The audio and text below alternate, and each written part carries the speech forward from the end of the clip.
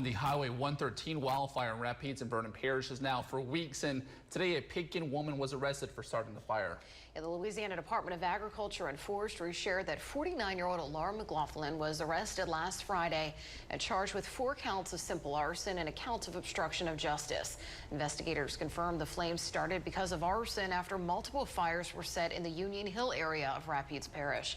The Highway 113 fire eventually moved into Vernon, consumed over 7,000 acres of timber and one home, costing millions of dollars in damage. McLaughlin was booked into the Rapides Parish jail with a bond set at $25,000.